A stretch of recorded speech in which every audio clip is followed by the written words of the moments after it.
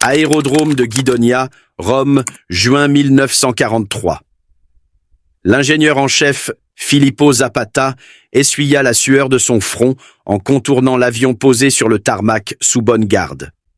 Le chasseur américain à double dérive brillait au soleil méditerranéen, sa peau d'aluminium intacte, à l'exception de quelques éraflures dues à l'atterrissage d'urgence en Sardaigne 3 jours plus tôt. Une erreur de navigation avait livré ce trésor technologique entre les mains italiennes. Un Lockheed P-38G Lightning, complètement intact, les 2 moteurs encore chauds du vol vers le nord. Lorsque Zapata vit pour la première fois le P-38 sur le tarmac, sa réaction refléta celle de tous les pilotes italiens. Il était disgracieux, maladroit, avec ses 2 poutres encadrant une nacelle centrale qui violait tous les principes de l'élégance stylistique italienne. Ses collègues l'appelaient « Il Diavolo a du code », le diable a 2 queues. Mais le surnom portait plus de moquerie que de crainte. Pourtant, alors que Zapata commençait son examen méthodique, l'ingénieur qui croyait aux chiffres allait être confronté à une vérité impensable. Le P-38 n'était pas disgracieux. Il était une prophétie. Et ses composants étaient la preuve mathématique que l'Italie avait déjà perdu une guerre que ses dirigeants croyaient encore pouvoir gagner. Zapata était l'ingénieur en chef de la propulsion de la Regia Aeronautica, un homme qui avait passé 15 ans à concevoir et évaluer des moteurs d'avion pour Fiat, Alfa Romeo et Isotta Fraschini. Il avait examiné des Spitfire britanniques capturés, étudié des Yakovlev soviétiques et analysé des Messerschmitt allemands. Il pensait comprendre l'état de l'ingénierie aéronautique en 1943. Il était sur le point de découvrir qu'il ne comprenait rien. Alors que son équipe d'ingénieurs s'approchait du Lightning avec leurs boîtes à outils et leurs instruments de mesure, Zapata ne pouvait se défaire d'un sentiment d'effroi. Les Américains avaient envoyé cette machine à travers un océan pour combattre dans une guerre à des milliers de kilomètres de chez eux. Cela seul suggérait une capacité industrielle que l'Italie pouvait à peine concevoir. Mais c'était ce qui se cachait sous ces capots moteurs qui révéleraient une vérité si dévastatrice qu'elle entrait les ingénieurs aéronautiques italiens pour le reste de la guerre. Ils n'étaient pas seulement à la traîne, ils étaient impossibles, irrémédiablement surclassés. Le P-38 Lightning représentait tout ce que l'ingénierie aéronautique italienne n'était pas. Là où les chasseurs italiens étaient des conceptions élégantes et légères qui extrayaient le maximum de performance de ressources minimales, le Lightning était un brutal américain, massif, complexe et propulsé par une technologie de moteur que les usines italiennes ne pouvaient même pas commencer à reproduire. Zapata connaissait les spécifications par ouï-dire.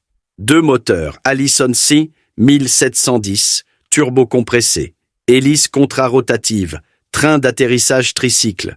Sur le papier, cela semblait presque un gaspillage. 2 moteurs là où un seul aurait dû suffire. Une complexité inutile, l'excès américain typique. Mais Zapata était un scientifique, et les scientifiques ne se fient pas à la réputation, ils se fient aux mesures. Son équipe passa la première heure à simplement documenter les dimensions externes. L'envergure du Lightning mesurait près de 16 mètres, raisonnable pour un chasseur. Mais le poids, lorsqu'ils calculèrent le poids en charge basé sur l'analyse structurelle et la capacité en carburant, les chiffres étaient stupéfiants. Près de 8 tonnes à pleine charge, presque le double du poids des chasseurs de première ligne italiens, le Machi C-202 et le Fiat G-55.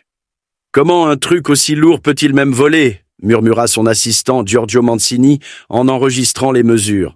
« C'est ce que nous allons découvrir », répondit Zapata, bien qu'il soupçonnât déjà que la réponse serait troublante.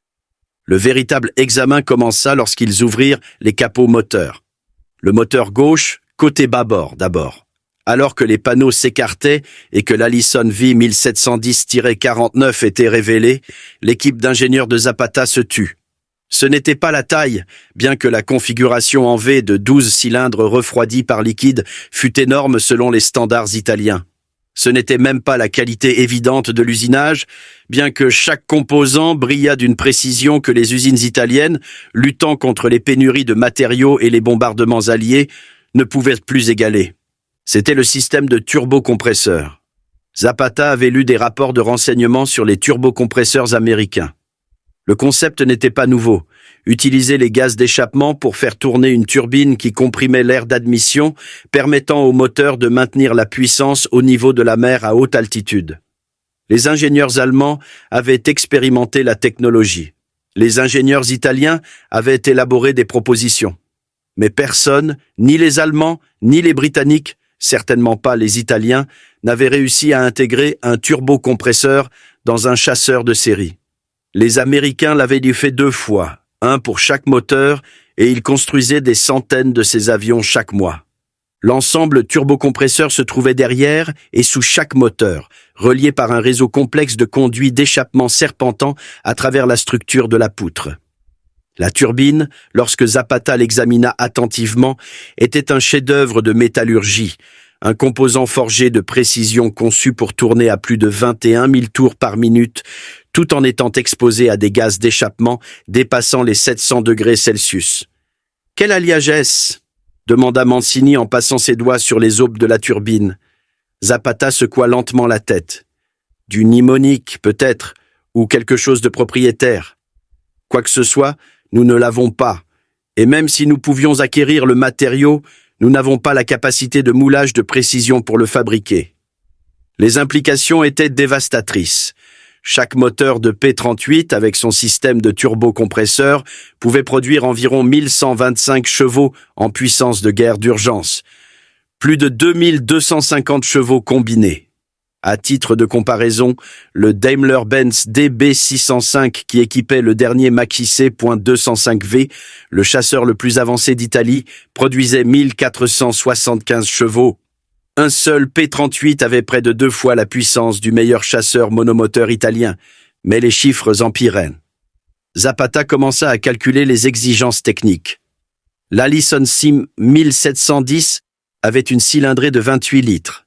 La précision requise pour usiner 12 cylindres, 12 pistons, bielles, un vilebrequin capable de supporter 3000 tours par minute sous charge de combat, le compresseur, le turbocompresseur, l'échangeur, le système de refroidissement de l'huile, le radiateur, le réducteur. Il sortit son carnet et commença à lister les composants. Son assistant regarda, puis posa la question qu'ils pensaient tous les deux. « Pourrions-nous construire cela ?» Zapata continua d'écrire pendant plusieurs minutes avant de répondre. « En construire un ? Peut-être. Avec 6 mois, des ressources illimitées, nos meilleurs machinistes et des conditions parfaites. Le construire de manière fiable ? Non. En construire des centaines ? Impossible. » Le système de refroidissement à lui seul était une révélation de la sophistication de l'ingénierie américaine. L'Allison utilisait un refroidissement liquide avec des radiateurs montés dans le bord d'attaque des ailes, une position qui minimisait la traînée tout en maximisant l'efficacité du refroidissement. Les radiateurs eux-mêmes étaient des noyaux fabriqués avec précision, avec des centaines de minuscules tubes, chacun brasé avec des tolérances exactes pour éviter les fuites, tout en maximisant le transfert de chaleur. La technologie des radiateurs italiens avait des années de retard. Leurs radiateurs étaient de plus lourds, moins efficaces et sujets aux dommages de combat. La conception américaine intégrait une protection blindée, des passages de liquide de refroidissement redondants et un mélange de glycol qui fonctionnait à des températures plus élevées que ce que les systèmes italiens pouvaient supporter. Ils ont résolu des problèmes dont nous ignorions l'existence, observa Mancini en suivant les conduites de liquide de refroidissement du doigt. Ils ont résolu des problèmes dont nous savions qu'ils existaient, mais que nous ne pouvions pas nous permettre de résoudre, corrigea Zapata. Les hélices contrarotatives représentaient une autre couche de complexité.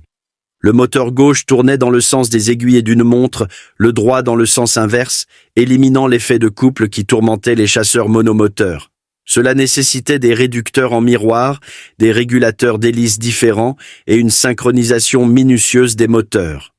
Zapata examina le réducteur, un assemblage précis qui convertissait les 3000 tours par minute du moteur en environ 1400 tours par minute à l'arbre d'hélice. Les engrenages étaient en acier trempé, taillés avec précision avec des tolérances mesurées en centièmes de millimètre. « Nous ne pourrions pas fabriquer ces engrenages », déclara catégoriquement son spécialiste en métallurgie, Domenico Russo. « Pas avec la qualité actuelle de notre acier, pas avec nos capacités de traitement thermique.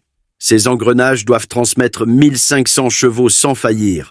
Nos engrenages se désintégreraient sous la moitié de cette charge.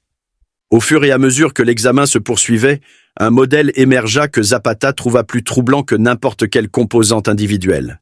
Chaque système du P38 était conçu en gardant à l'esprit la redondance, la maintenabilité et la flexibilité opérationnelle. Le système électrique utilisait une architecture de 24 volts avec des génératrices redondantes, une par moteur. Si une génératrice tombait en panne, l'autre pouvait alimenter tous les systèmes essentiels. Les chasseurs italiens utilisaient des systèmes 12 volts avec une seule génératrice. Le système hydraulique, qui alimentait le train d'atterrissage, les volets et les aérofreins, comprenait des pompes redondantes et plusieurs disjoncteurs. Les chasseurs italiens utilisaient souvent des systèmes mécaniques ou des systèmes hydrauliques à pointe unique, vulnérables aux dommages de combat. Le système de carburant incorporait des réservoirs auto-obturants, une technologie que l'Italie ne commençait que récemment à mettre en œuvre, avec des capacités d'alimentation croisées complexes permettant de transférer le carburant entre les réservoirs ou de couper un moteur pour économiser du carburant. Mais c'est la capacité en munitions qui choqua vraiment les ingénieurs italiens. Chaque P-38 transportait un canon Hispano de 20 mm avec 150 coups et 4 mitrailleuses Browning M, 2 de calibre .50 avec 500 coups chacune, le tout concentré dans le nez. Puissance de feu totale, un canon et 2000 cartouches de mitrailleuses lourdes. Le Macchi 205V transportait 2 mitrailleuses de 12,7 mm avec 400 coups chacune et 2 canons de 20 mm avec 200 coups. Le P-38 avait 3 fois la capacité de munition et une puissance de frappe significativement plus élevée. Ils ont construit un cuirassé volant, dit Mancini en examinant les mécanismes d'alimentation des munitions. Regardez ces systèmes d'alimentation. Ils sont conçus pour fonctionner sous des manœuvres à facteur de charge élevé sans s'enrayer. Ces moteurs, pointa-t-il les moteurs électriques d'alimentation des munitions, assurent une alimentation positive même lorsque le pilote tire à 6G dans un virage serré. Zapata prenait des notes frénétiquement, mais il avait cessé d'écrire des spécifications techniques. Au lieu de cela, il calculait les exigences de production. Chaque P-38 nécessitait environ 50 000 pièces individuelles. Les moteurs seuls contenaient plus de 6 000 composants chacun. Le système électrique comprenait 13 km de câblage. Le système hydraulique nécessitait des vannes et des joints usinés avec précision que les fournisseurs italiens ne pouvaient produire de manière fiable. La cellule en aluminium nécessitait des alliages que l'Italie avait du mal à obtenir en raison des pénuries de matériaux et du blocus allié. Il leva les yeux vers le Lightning posé sur le tarmac et, pour la première fois de sa carrière, Filippo Zapata ressentit un véritable désespoir. Ce n'était pas juste un avion ennemi. C'était la preuve d'une révolution industrielle qui avait laissé l'Italie loin derrière. Ce soir-là, Zapata s'assit dans son bureau à Guidonia et commença à rédiger son rapport. Les spécifications techniques remplirent 12 pages. Mesures, analyse des composants, évaluation des matériaux, calcul de performance. Mais c'était la section finale, intitulée « Évaluation stratégique », dont Zapata savait qu'elle serait controversée. Il écrivit « Le Lockheed P-38 Lightning représente un niveau de sophistication en ingénierie aéronautique qui dépasse les capacités de fabrication italienne d'une marge d'environ 5 à 7 ans à notre rythme actuel de développement. Plus significativement, l'avion démontre une capacité industrielle américaine opérant à une échelle que nous ne pouvons égaler. Constatation spécifique, le moteur Allison V 1710 turbocompressé produit 1125 chevaux, presque équivalent à nos moteurs les plus puissants, mais avec des performances en altitude supérieure grâce à la turbocompression. L'industrie italienne manque de la métallurgie, de l'usinage de précision et du contrôle qualité pour reproduire ce moteur. La production d'un seul prototype nécessiterait 18 mois et épuiserait les ressources nécessaires à 20 chasseurs conventionnels. Le système de turbocompresseur à lui seul représente une technologie au-delà de nos capacités actuelles. La science des matériaux, la coulée de précision et la métallurgie à haute température requises ne sont pas disponibles dans l'industrie italienne. Le système d'hélice contrarotative élimine les effets de couple, mais nécessite un réducteur de précision que nous ne pouvons fabriquer de manière fiable. La construction de la cellule démontre une qualité d'alliage d'aluminium et des techniques de formage supérieures à nos normes actuelles. L'intégration des systèmes, électriques, hydrauliques, carburant, armement, montre une philosophie de conception privilégiant la redondance et la maintenabilité par rapport aux économies de poids. Cette approche n'est possible qu'avec des moteurs assez puissants pour surmonter la pénalité de poids. La fabrication américaine semble capable de produire ces avions complexes en grand nombre tout en maintenant des normes de qualité. Le renseignement suggère des taux de production dépassant les 200 avions par mois dans de multiples usines. À titre de comparaison, la production italienne de chasseurs tout types confondus est en moyenne de 150 avions par mois, et ce taux diminue en raison des pénuries de matériaux et des bombardements alliés. Recommandation: le P-38 ne peut être contré par la parité technologique. Les chasseurs italiens manquent de puissance motrice, de performance en altitude et de puissance de feu pour l'engager efficacement. La doctrine tactique devrait mettre l'accent sur l'évitement de l'engagement avec les P-38 lorsque c'est possible. Évaluation stratégique. Si cet avion représente la capacité de production américaine typique, et le renseignement suggère que c'est le cas, l'Italie fait face à un ennemi avec une supériorité industrielle écrasante. La guerre ne peut être gagnée par l'usure contre un adversaire capable de produire des armes de cette sophistication à grande échelle.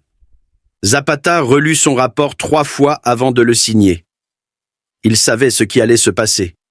Les sections techniques seraient acceptées. L'évaluation stratégique serait rejetée comme défaitiste. Mais il était un ingénieur lié par les preuves et les mathématiques, et les preuves étaient indéniables. Le lendemain matin, le colonel Angelo Tondi, le pilote d'essai en chef de la Regia Aeronautica, arriva à Guidonia pour piloter le Lightning capturé. Tondi était un vétéran avec des milliers d'heures de vol sur des douzaines de types d'avions. Il avait piloté tous les chasseurs italiens, des Spitfire capturés, même un Messerschmitt Bf-109. Il écouta le briefing technique de Zapata avec une courtoisie professionnelle, mais son expression suggérait qu'il pensait que l'ingénieur exagérait. Les Américains construisaient des avions lourds, tout le monde le savait. La quantité plutôt que la qualité, la force brute plutôt que l'élégance.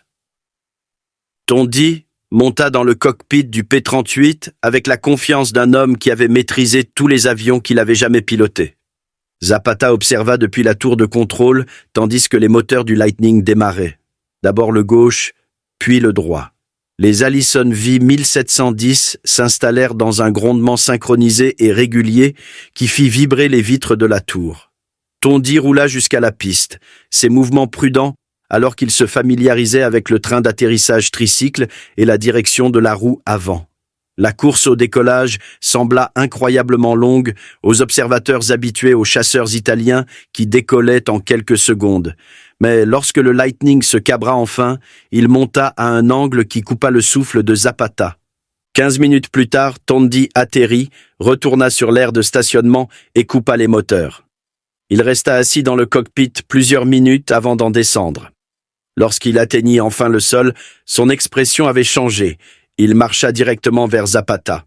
« Tout dans votre rapport est correct, » dit Tondi calmement. « Et vous avez sous-estimé certaines choses. À haute altitude, cet avion est intouchable. À 7500 mètres, il accélérait encore. Le taux de montée dépasse tout ce que j'ai connu. L'harmonie des commandes est excellente, lourde mais précise. La visibilité est exceptionnelle. La puissance de feu... » Il marqua une pause. « J'ai fait un test de tir. C'était comme déchaîner le tonnerre, le canon et les 4 mitrailleuses, tous tirant depuis le nez sans problème de convergence. Pointez l'avion sur la cible et appuyez sur la détente. Tout ce qui est devant meurt. » Zapata hocha lentement la tête. « Pouvons-nous le contrer ?» Tondi resta silencieux un long moment. « Pas avec ce que nous avons. Pas avec ce que nous développons. Le Macchi C205V est excellent à moyenne altitude. Le Fiat G55 a une bonne puissance de feu, mais aucun ne peut égaler ce chasseur américain dans le régime où se déroule le combat aérien moderne. Haute altitude, grande vitesse, opération soutenue. Et vous dites qu'ils les produisent à grande échelle? Les estimations des services de renseignement parlent de 500 par mois d'ici fin 1943. Tondi rit, mais il n'y avait aucun humour dans ce rire. 500 de ces avions par mois. Nous produisons quoi? 50 Maquis et 30 Fiat dans un bon mois. Et ils produisent des B-17 et des B-24 par milliers. Des P-47, des P-51, des navires, des chars, tout. Il regarda de nouveau le Lightning. Nous combattons une nation qui peut se permettre de mettre 2 moteurs turbocompressés de 1400 chevaux dans un seul chasseur et d'en construire des centaines. Qu'est-ce que cela vous dit sur cette guerre? Zapata n'avait pas de réponse. La question était de toute façon rhétorique. Au cours des semaines suivantes, les ingénieurs italiens menèrent des tests exhaustifs sur le P-38 capturé. Ils le firent voler contre des chasseurs italiens à diverses altitudes et vitesses. Ils mesurèrent tous ses performances en montée, en piqué et en virage. Ils comparèrent ces systèmes à ceux d'avions italiens et allemands équivalents. Chaque test confirma la même conclusion dévastatrice. Le Lightning était supérieur dans presque tous les domaines mesurables. Aux altitudes supérieures à 6000 mètres, là où se produisaient les interceptions de bombardiers, rien dans l'inventaire italien ne pouvait le rattraper. Les turbocompresseurs maintenaient la pleine puissance là où les moteurs italiens suffoquaient. Même le Bf-109G allemand, avec son moteur DB605, perdait des performances significatives au-dessus de 7500 mètres. Le P-38 donnait sa pleine mesure à cette altitude. Son avantage de vitesse lui permettait de choisir quand engager et quand s'échapper. Les chasseurs italiens tentant d'intercepter pouvaient être facilement distancés par les pilotes américains qui poussaient simplement leurs manettes et fuyaient toute poursuite. La concentration de l'armement dans le nez se révéla terriblement efficace dans les combats simulés. Les chasseurs italiens avec des canons montés dans les ailes souffraient de problèmes de convergence. Les armes étaient généralement harmonisées pour converger à 300 mètres, mais étaient si moins efficaces à d'autres distances. Le P-38, avec ses armes montées dans le nez, n'avait pas cette limitation, pointer et tirer. Mais ce qui troubla vraiment les ingénieurs italiens fut ce qu'ils découvrirent en commençant à démonter les composants pour une analyse détaillée. La qualité de fabrication était extraordinaire. Les soudures étaient parfaites. L'usinage était précis. Les matériaux étaient de haute qualité partout. Il n'y avait pas de raccourcis, pas de compromis, pas de signe de contrainte de ressources. Un ingénieur italien examinant le moteur écrivit dans ses notes: chaque composant semble surdimensionné avec une marge de sécurité que nous ne pouvons pas nous permettre. Là où la conception italienne maximise les performances à partir de matériaux minimaux, la conception américaine atteint la performance grâce à des matériaux et une fabrication supérieure. Nous construisons jusqu'à la limite du possible. Ils construisent avec des marges qui supposent que certains composants échoueront et que l'avion volera encore. Cette philosophie s'étendait à tout l'avion. Les éléments structurels étaient plus lourds que strictement nécessaires, offrant durabilité et tolérance aux dommages. Le système électrique comprenait plus de disjoncteurs et de redondances que les concepteurs italiens n'en auraient jamais spécifié.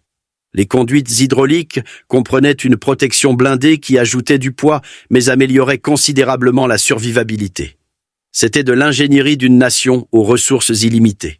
Et cela fonctionnait. La légendaire robustesse du P-38 n'était pas un accident. Elle était conçue dès le départ. Le rapport de Zapata remonta la chaîne de commandement. Les sections techniques furent distribuées aux constructeurs aéronautiques italiens avec pour instruction d'identifier les technologies pertinentes pour une mise en œuvre future. L'évaluation stratégique arriva sur le bureau du maréchal de l'air Rino Corso Fougier, chef de l'armée de l'air italienne. Fougier le lut attentivement, puis le rangea. Il n'y avait rien à faire. L'Italie manquait de la capacité industrielle pour reproduire la technologie américaine. Le soutien allemand était concentré sur leur propre programme. Le mieux que les ingénieurs italiens pouvaient faire était d'optimiser les conceptions existantes et d'espérer que l'habileté des pilotes et la créativité tactique pourraient surmonter le désavantage matériel. Ce ne serait pas suffisant. Tout le monde le savait. Mais personne ne pouvait le dire publiquement. Le 11 août 1943, Tondi pilota le Lightning capturé au combat.